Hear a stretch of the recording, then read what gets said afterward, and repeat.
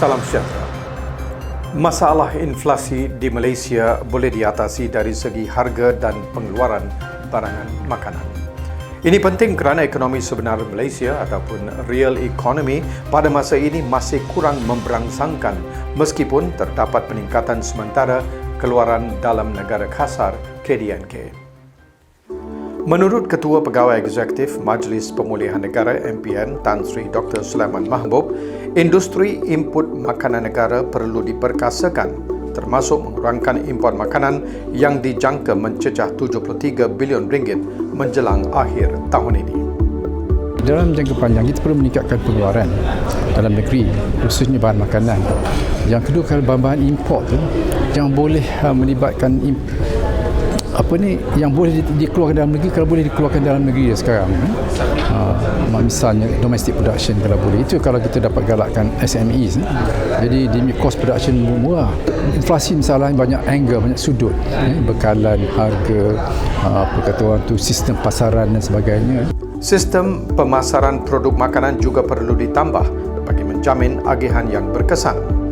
Beliau menyatakan demikian dalam temu bual eksklusif bersama Buletin MPN di Kuala Lumpur. Kadar inflasi Malaysia pada September tahun ini mencatat 4.5%, iaitu lebih rendah berbanding 4.7% pada Ogos tahun ini.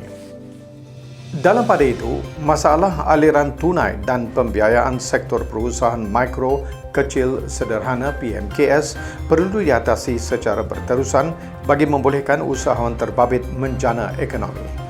Sehubungan itu, Ketua Pegawai Eksekutif MPN Tan Sri Dr. Sulaiman Mahbub berkata, pihak MPN telah mengemukakan beberapa langkah kepada kerajaan, antaranya pemberian moratorium khas secara bersasar.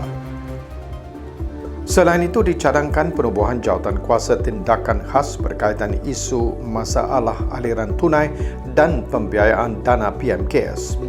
Kita perlu kerja yang lebih mendalam, berterusan supaya semua masalah-masalah dapat diatasi.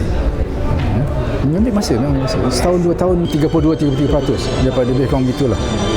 Itu dari segi contribution, tapi dari segi institusi lebih kurang 98%. Banyak, jadi besar. Industri PMKS menyumbang 37% kepada KDNK negara.